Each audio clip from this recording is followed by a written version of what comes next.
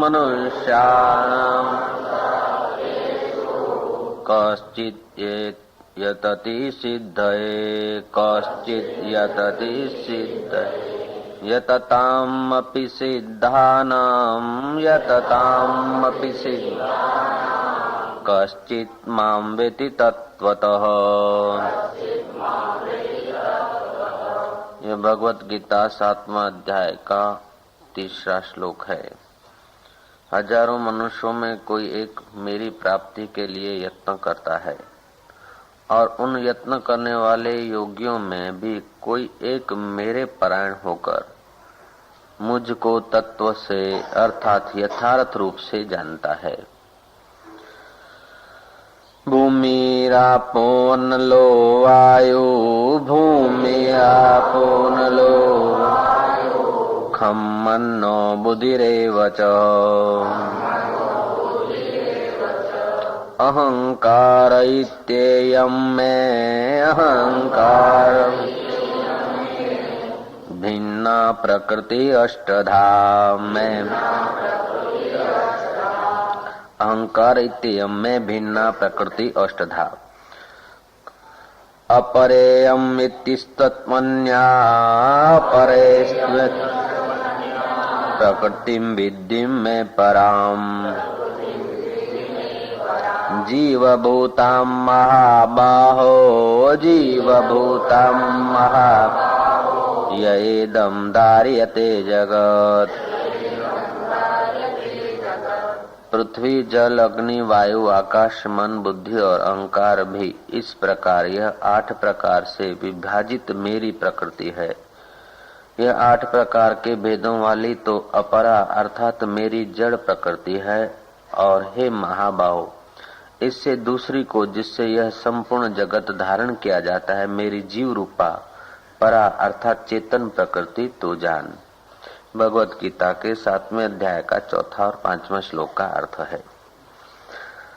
3रे श्लोक का अर्थ है कि हजारों मनुष्यों में कोई एक मेरी प्राप्ति के लिए यत्न करता है और उन यत्न करने वाले योगियों में भी कोई एक मेरे परायण होकर मुझको तत्व से अर्थात यथार्थ रूप से जानता है। हजारों में कोई विरला ही ईश्वर के लिए प्रयत्न करता है, ऐसा क्यों? सही बात तो है कि ईश्वर को पाना इतना सुगम इतना सहज है, इतना वो निकट है कि उसके लिए कुछ कहा नहीं जा सकता, इतना वो निकट है। फिर भी कोई प्रयत्न नहीं करता, क्यों? उसको पाने के लिए कोई प्रयत्न नहीं करता। लाखों लोग भजन तो करते दिखते हैं, जप करते हुए दिखते हैं, पूजा करते हुए दिखते हैं, आराधना करते हुए दिखते हैं, और यहाँ कहते हैं कि हजारों में 1-8 हजार नहीं, हजारों के बहुवचन है, कम से कम 3000 से ज्यादा। हजारों में कोई विरला यत्न करता है और कोई यत्न करने वालों में विरला सिद्धि को पाता है, और सिद्धों में भी कोई विरला ही मुझे तत्व से जानता है। सही बात तो ये कि ईश्वर ऐसे बहुत प्रोत भरपूर है, इतने नजदीक है। जैसे मछली सागर में रहती है तो इधर सागर के अगल पानी बगल पानी मछली के, ऊपर पानी नीचे पानी, मछली को कभी पानी का अभाव दिखता ही नहीं। इतना पानी में वो ओतप्रोत है कि जीती पानी में है, उठती पानी में है, बैठती पानी में है, हंसती पानी में होगी, रोती भी पानी में ही होगी, आखिर सब पानी में ही उसका जीवन हो जाता होगा। हो सकता है कि मछली तो कभी पानी के बाहर भी आ जाए, लेकिन हम ईश्वर के बाहर नहीं आ सकते। हम इतना ईश्वर में ओतप्रोत हैं। ईश्वर का वास्तविक स्वरूप तो हमारे इतना निकट है कि शायद मछली के इतना निकट पानी नहीं, सागर में रहने वाली मछली भी शायद घड़ी भर के लिए पानी से बाहर हो जाए, लेकिन हम ईश्वर से बाहर नहीं हो सकते। मछुआ मछली को पकड़कर किनारे फेंक दे, नाव में डाल दे, नाव है सागर में, लेकिन सागर से बाहर मछली को एहसास हो जाएगा पानी का, लेकिन हमें ईश्वर से बाहर, ईश्वर से अलग कोई नाव में कोई डाल दे अथवा ईश्वर से अलग कोई किनारे पर रख दे, ऐसी संभावना नहीं है। तो ईश्वर इतना निकट, इतना ओतप्रोत, और जो चीज ओतप्रोत होती है, निकट होती है, उसको जानने की जिज्ञासा भी नहीं होती और उसका अभाव भी नहीं दिखता। ओतप्रोत है ना, जैसे हमारे हाथ ठीक हैं तो कोई पता नहीं, लेकिन जब पीड़ा होती है किसी उंगली में तो मन वहां जाता है। मुंह में दांत हैं, पिछले 42 साल से दांत थे, कोई खास उनका विश्लेषण नहीं, खास कोई उनके तरफ चित्त गया नहीं। एक दांत टूट गया तो जीभ बार बार वहीं जाएगी। जीभ ने देख लिया एक बार नहीं है तो नहीं है, नहीं फिर वहीं जाएगी। तो हमारे मन का स्वभाव है, जो चीज नहीं है उसके तरफ बार बार जाती है, और जो है मौजूद उसके लिए लापरवाही होती है। तो परमात्मा इतना मौजूद है, इतना मौजूद है कि सागर की मछली को इतना पानी मौजूद नहीं, नजदीक नहीं, जितना हमारे नजदीक परमात्मा है। इसलिए शायद हम परमात्मा के वास्तविक तत्व के तरफ नहीं जा पाते। भजन तो करते लोग भगवान का, मजे की बात है कि परमात्मा इतना नजदीक होते हुए भी परमात्मा का तत्व जानने की हमको तड़फ नहीं है, इसलिए परमात्मा के सिवाय और सब कुछ जानते, बाकी परमात्मा तत्व को नहीं जानते। और सब कुछ जाने तो उसकी एक कौड़ी की भी कीमत नहीं, और सब कुछ पा लिया तो उसकी एक अधेले की भी कीमत नहीं। जिससे पाया जाता है उसको नहीं पाया, जिससे जाना जाता है उसको नहीं जाना। जिसको एक बार पाने के बाद आदमी महान धनवान हो जाता है, महान ऐश्वर्यवान हो जाता है, महान सत्तावान हो जाता है, और उसको पाए बिना जो कुछ है, कितना भी कुछ है, वो महान दरिद्र है। दरिद्र वो नहीं कि जो सड़कों में भीख मांगता है, दरिद्र वो है कि जिसके पास तृप्ति नहीं है। सड़कों पे भीख मांगता है, उसको धन की तृप्ति नहीं है, उसके पास 1000-2000 नहीं है, किसी के पास 1,00,000-2 लाख नहीं है, किसी के पास 1,00,00,000-2 करोड़ नहीं है, किसी के पास 1,00,000-2 अरब नहीं है। जो है उसकी लापरवाही है, और जो नहीं है उसके लिए भीख मांगना चालू है। भिखारी के पास पैसा नहीं है उसलिए भीख मांगता है, कोई खुलेआम भीख मांगता है, कोई और अटकल से भीख मांगता है, लेकिन सब भीख मांग रहे हैं सुख की। धन हो तब सुखी हो, सत्ता हो तब सुखी हो, सौंदर्य आए तब सुखी हो, अमुक व्यक्ति मिले तब सुखी हो, अमुक जगह पर जाऊं तभी सुखी हो, अमुक अवस्था पाऊं तभी सुखी हो। ये सब केवल उस परमात्मा तत्व की प्यास न होने के कारण, उस परमात्मा तत्व का साक्षात्कार न होने के कारण भीख मंगापना चलता रहता है। और ये भीख एक जन्म नहीं, सदियों से ये जीव मांगता आया है। कुछ हो जाए, कुछ पालूं, कुछ कर लूं, अभी जो है उसकी कोई कीमत नहीं। जहां पर है, जैसे हैं, उस अवस्था का सदुपयोग नहीं, लेकिन जहां नहीं है उसकी इच्छा होती। दांत है तो उसका कोई गिनती नहीं, अब नहीं है तो जीभ वहीं जाती है बार बार। तो जो चीज नहीं है उधर मन भागता है, मन अभाव में जाता है। विधायक में मन जाए होता है विधायक, दूसरा होता है निषेधात्मक।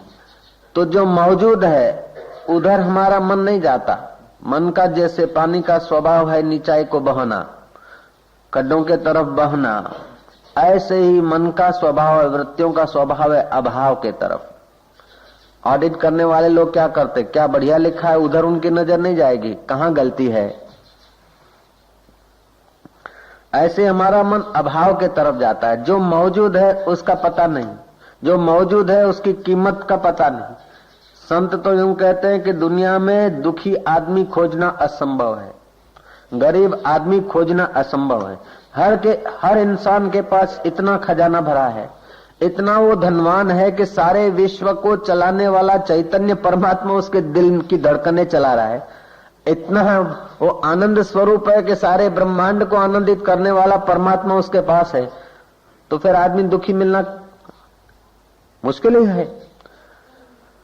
बात तो सही है कि कोई दुखी नहीं, कोई कंगाल नहीं, सुन्ना सखना कोई नहीं, सबके भीतर लाल।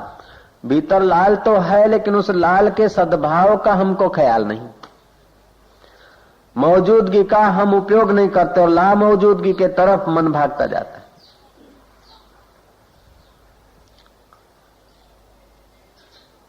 एक हाथ में चोट लगी है, चिल्ला रहा है हाय रे हाय मैं तो मर गया, मेरी उंगली कट गई। इतने दिन थी तो उसका इतना आदर न था, अब कट गई तो उधर चिल्ला रहा है। अब दूसरी मौजूद है, सामने वाले की 2 कटी है, वो देखकर बोले, ऐसा सोचे कि हाय भगवान तेरी कृपा है, उसके तो 2 हाथ कट गए, मेरे तो 1 हाथ की खाली उंगली कटी है, वाह वाह। धन्यवाद करके भी तो जी सकता है, नहीं हाय रे हाय मेरी उंगली कट गई। निषेधात्मक वाले व्यक्ति का जीवन कैसा होता, पूछो तो क्या हाल है, बोले क्या भगवान ने दुनिया बनाई, 2 लंबे लंबे दिन के बीच एक छोटी सी रात, 2 लंबे लंबे बीच दिन प्रकाशमय विधायक मन ऐसा बोलेगा। 2 सुहावने सुंदर दिनों के बीच जरा सी रात बनाई, क्या भगवान की दया है, कितना प्रकाश है, कितना उजाला है जीवन में। और निषेधात्मक होगा तो अरे क्या दुनिया है, अंधेरा ही अंधेरा, 2 लंबी रातों के बीच एक छोटा सा दिन, 2 लंबी रातों के बीच एक जरा सा दिन। तो जो दुख खोजता है उसको दुख ही दुख मिलेगा। मैंने सुनाई थी वो बात, कौरवों के बड़े भ्राता दुर्योधन को भेजा के जा सज्जन को खोज करा। सारा दिन खोज तान करते करते छानबीन करते शाम को गुरु के द्वार पर पहुंचा के गुरु जी सज्जन आदमी कोई मिलता ही नहीं, सब लुच्चे बदमाश बेकार आदमी हैं। दूसरे दिन युधिष्ठिर को भेजा गया कि जाओ दुर्जन आदमी को खोज कर लाओ। युधिष्ठिर गए, वे भी छानबीन करते शाम को लौटे, बोले दुर्जन तो कोई है ही नहीं, मैं पूरा गांव ढूंढ के आया हूं। तो आदमी की जैसी जिस प्रकार की दृष्टि होती है उस प्रकार की सज्जनता या दुर्जनता वो मान लेता है, लेकिन मान्यताएं मन की है, बुद्धि की है, अष्टधा प्रकृति में है। मैं क्या हूं उसकी उसको खोज नहीं। और वो अपने आप में इतना पूरा है, अपने आप में इतना महान है कि उसके पास कुछ न हो, खाने को रोटी न हो, पहनने को कपड़ा न हो, फिर भी उसके पास इतना कुछ है, इतना कुछ है कि वो गरीब तो नहीं कहा जा सकता, दरिद्र तो नहीं कहा जा सकता, दुखी तो नहीं कहा जा सकता, अभागा तो नहीं कहा जा सकता। जिसके हृदय में अनंत ब्रह्मांड का स्वामी धड़कने दे रहा है वो अभागा कैसे? जिसके साथ परब्रह्म परमात्मा अटखेलियां कर रहा है वो दुखी कैसे? और जिसके पास आत्मधन है वो निर्धन कैसे? लेकिन जो चीज मौजूद है उसका पता नहीं, और जो ला मौजूद है, मेरा छोटा मकान है तो बड़े मकान वाले को देख के बोलूंगा कि मैं गरीब हूं, मेरे पास कम पढ़ाई लिखाई है, मेरी बुद्धि में एसएससी तक का ज्ञान है, तो एमए वाले को देखूंगा कि ये इसमें ज्यादा ज्ञान है, मेरे पास कुछ नहीं। हकीकत में ये अष्टधा प्रकृति के अंदर है। बुद्धि में कम सूचनाएं हैं, किसी के पास ज्यादा सूचनाएं हैं।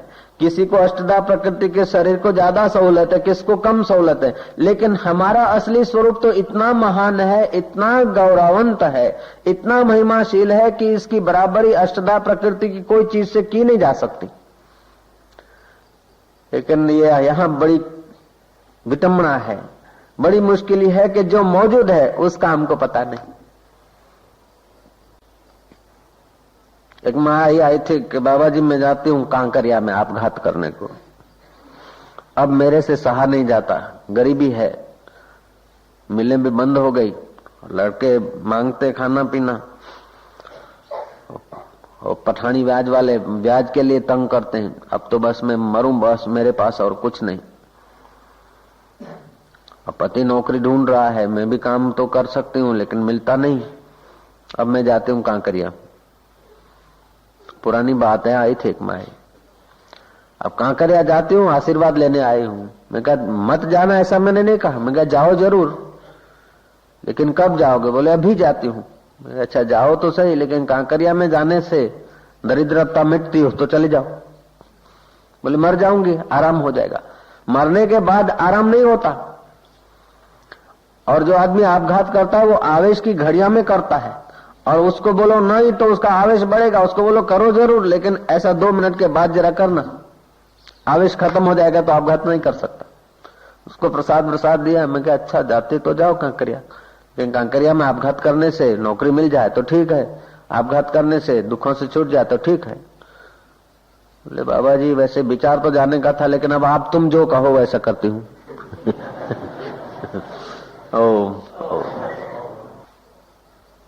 हमारी इस अष्टधा प्रकृति के शरीर को कोई चीजें कम मिलती है अथवा कोई तकलीफ आती है तो हम बेचैन हो जाते, परेशान हो जाते, अपने को अभागा और पापी और दुखी दीनहीन मानते। और उस वक्त भी हमारे पास कितना कुछ भरा पड़ा है। उस महिला को कहो कि चलो तेरे पास कुछ नहीं, तो दरिद्र है, तेरे पास कुछ नहीं है इसलिए मरती है, तो फलाना सेठ आया है, अब मैं उससे बातचीत करता हूँ। सेठ जी बोलता है कि माई 2 आंखें दे दे तो 1 लाख रुपया मिलेगा। बोल देगी? बाबा जी लाख रुपए में अपनी आंखें, मैं तो 10 लाख में भी नहीं दूंगी। अच्छा तो आंखें तो खैर तुम्हारे काम में आएगी, कांकरिया जाते जाते खुद का मारने में आंखें तो काम आएगी, उसलिए नहीं देती। ठीक है तो अपने हाथ दे दे, कान दे दे, ले ले 25-25 हजार रुपये। बोले नहीं।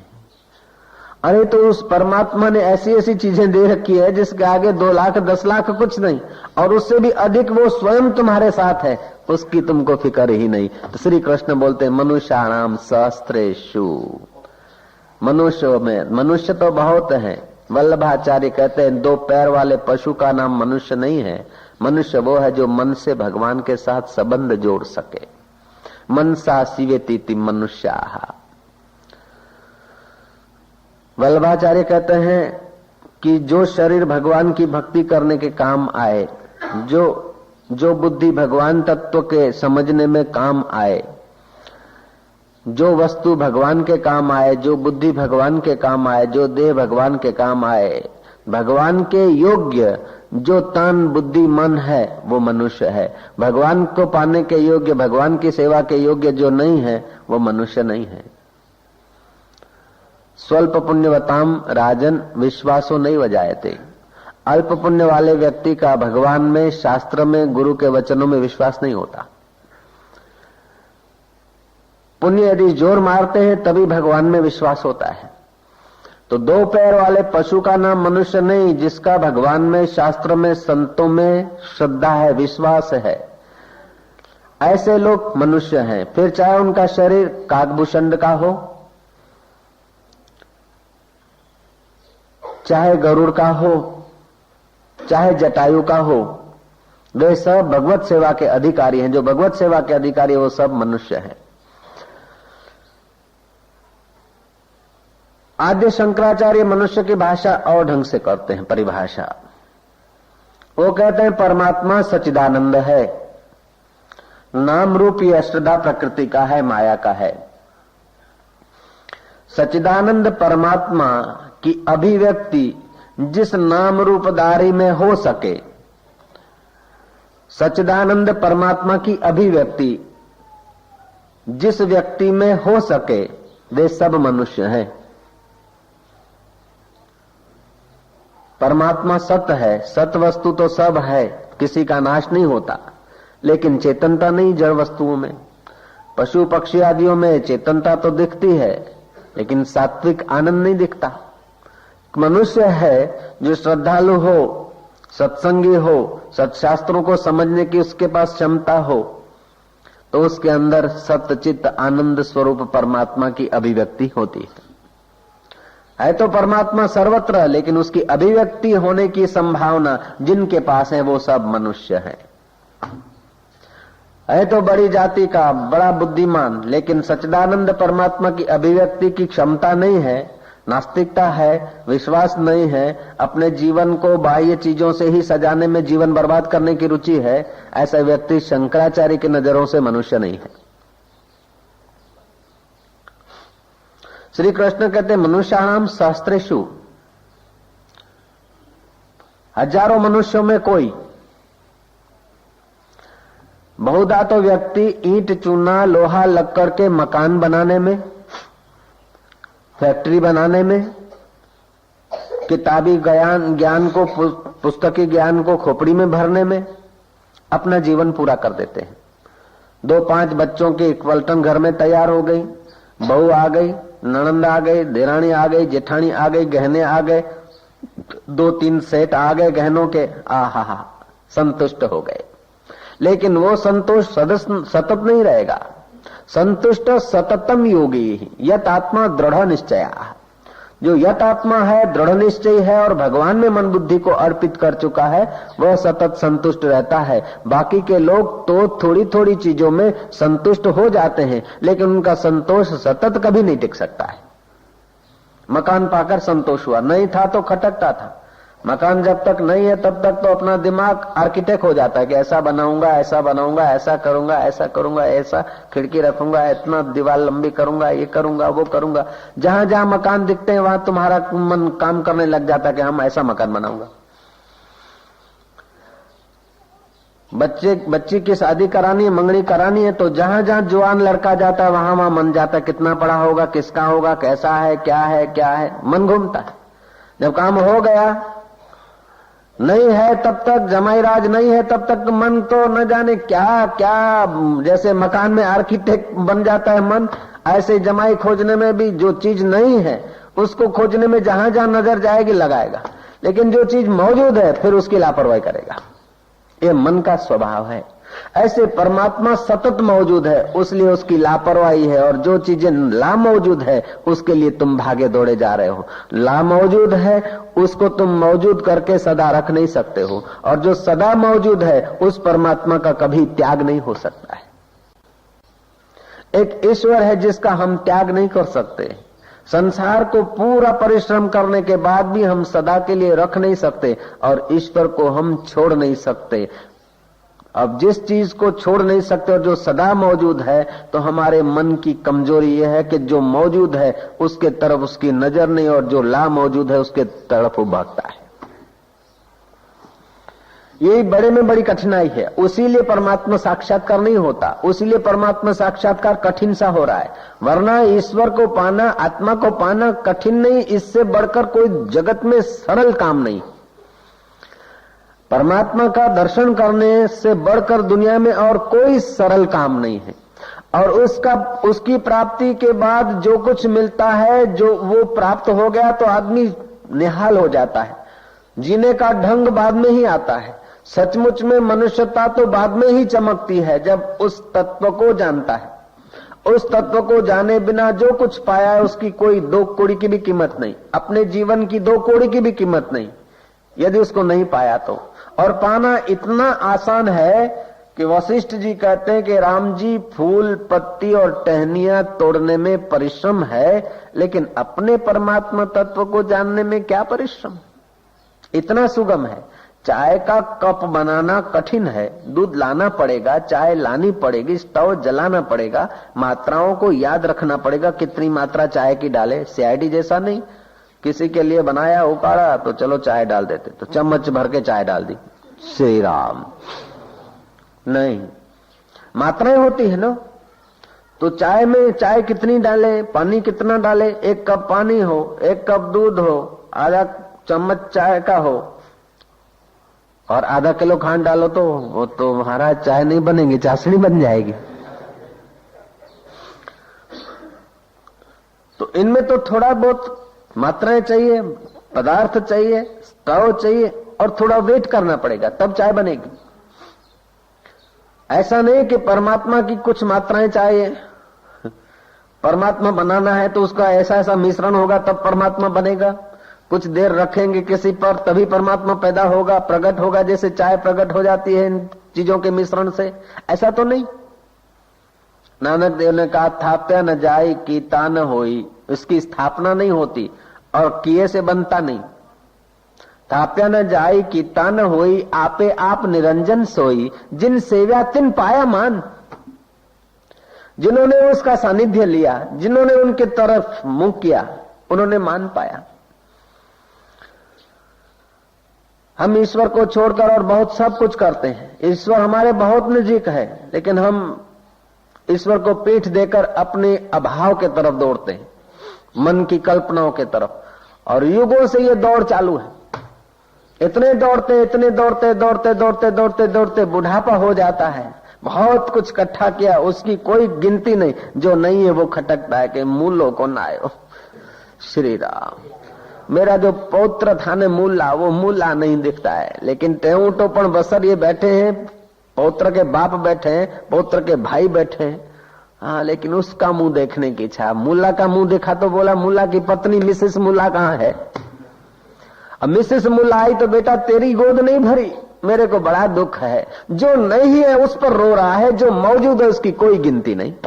ये मन का स्वभाव है, इसीलिए कठिन हो गया। तो हजारों मनुष्य लोहा, लक्कड़, मूला, मूली, चूली, चूल्हा, उसी में अपना जीवन व्यर्थ कर देते हैं।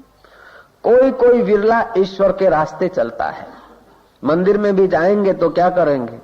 भगवान से मांगेंगे, भगवान तुम ही माता हो, तुम ही पिता हो, तुम ही बंधु हो, तुम ही सखा हो, हे देवों के देव, मैं कुछ नहीं, हे नाथों के नाथ, तुम मेरे सहारे। लेकिन ऐसा दया करना जरा आज उघराणी पत जाए। बम बोले गिरा दे सोने चांदी के गोले। हमें तो अपने लिए कुछ नहीं चाहिए, लेकिन मेरा जो छोकरा है ना, कहना नहीं करता, वो मेरे कहने में चले और उसकी जिंदगी सुधर जाए। भगवान और कुछ नहीं मांगते। तो हमने भगवान के लिए मंदिर के दर्शन नहीं किए, भगवान के लिए संतों के पास नहीं गए। गए किसके लिए? कि जो नहीं है उसके लिए गए, और जो नहीं है वो नहीं हो जाएगा। जो चीज तुम्हारे पास अभी नहीं है, जो चीज अभी नहीं है, पहले नहीं थी, अभी नहीं है, वो आएगी तो भी बाद में रहेगी नहीं। श्री राम, परमात्मा पहले था, अभी है और बाद में भी रहेगा। देह पहले नहीं था, बाद में नहीं रहेगा, तो अभी भी नहीं के तरफ जा रहा है। सुबह 7 बजे जो ये देह का आयुष्य था वो अभी नहीं है। सुबह 7 बजे इस देह में जो माल मसाला था अभी वो नहीं, बदल गया। अभी आते समय, स्टेज पर आते समय जो शरीर में था उसमें कितने ही कण बदल गए। तो ये सब नहीं के तरफ जा रहा है। जो नहीं के तरफ जा रहा है उसी की मौजूदगी और उसी की सुविधाओं के लिए इसको जो नहीं है उसको प्राप्त करना चाहता है। देह की मान्यता के अनुसार जो हमारे पास नहीं है उसके लिए फिर मन भाग रहा है। इसीलिए भगवत प्राप्ति कठिन है, वरना भगवान को पाना कठिन। अरे राम, मछली के लिए शायद हो सकता है कि सागर से रत्ती भर कहीं बाहर चली जा सके, लेकिन हम परमात्मा से 1 इंच के लिए, 1 क्षण के लिए 1 इंच परमात्मा से हम दूर नहीं हो सकते। इतना परमात्मा भरपूर है हमारे ओतप्रोत। फिर भी हमारा मन जो है ना अभाव के तरफ भाग रहा है। तो मौजूद का कोई पता नहीं और ला मौजूद की मजूरी कर करके जीवन बीत गए। कबीर ने कितना सुंदर कहा, भटक मुआ भेदू बिना पावे कौन उपाय, खोजत खोजत जुग गए पांव कोस घर आए। इस भेद को जानने वालों के सिवाय, महापुरुषों के संकेत के सिवाय हम सुख के लिए युगों से भटकते और सुख उसमें मानते जो नहीं है वो चीज आ जाए तो सुख। सही बात तो यह है कि संयोग जन्य जो सुख है वो सुख नहीं है, वो हर्ष है। रुपए का और हमारा संयोग, मिठाई का और जीभ का संयोग, आंख का और फिल्म का संयोग, कान का और गीतों का संयोग, शरीर का संयोग, ये संयोग जन्य जो भी सुख है वे वास्तविक में हमको भ्रमित करने वाले। और संयोग जन्य सुख इस देह को मिलते हैं, और ये देह है अष्टधा प्रकृति की। आगे के श्लोक में कहते हैं, भूमि आपो अनलो वायु खम मनो बुद्धि रेवच अहंकारम इत्येव में भिन्ना प्रकृति अष्टधा। पृथ्वी, जल, तेज, वायु, आकाश, ये 5 भूत, मन, बुद्धि और अहंकार, ये 3 सूक्ष्म भूत अथवा तो स्थूल प्रकृति और स्थूल सूक्ष्म कारण, ये तीनों से मैं परे हूं। मैं परे का मतलब है भगवान का जो वास्तविक स्वरूप है वो इनसे पर है, लेकिन उस वास्तविक स्वरूप को हम नहीं जान पाते। उस वास्तविक स्वरूप के लिए हमारे अंदर तड़फ नहीं, उसलिए नहीं जान पाते। और जब तक उस वास्तविक स्वरूप को नहीं जाना तब तक दुनिया का सब कुछ जान ले फिर भी हम भिखारी रहेंगे। इसको वास्तविक तत्वों को नहीं जाना तो दुनिया का सब कुछ जान ले फिर भी हम अज्ञानी रहेंगे। इस आत्मदेव से न मिले तो दुनिया के सब मित्रों से मिले फिर भी हमारा मिलना बाकी रह जाएगा।